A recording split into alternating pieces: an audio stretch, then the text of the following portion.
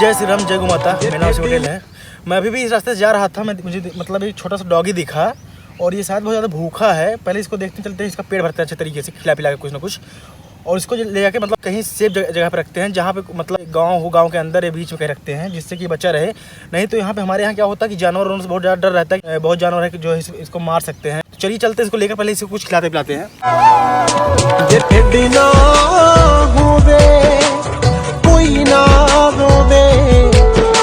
ये मसला सारा रोटी दा जे टेढ़े ना होवे। भाई फाइनली इसका पेट भर चुका है अब। ये मसला सारा रोटी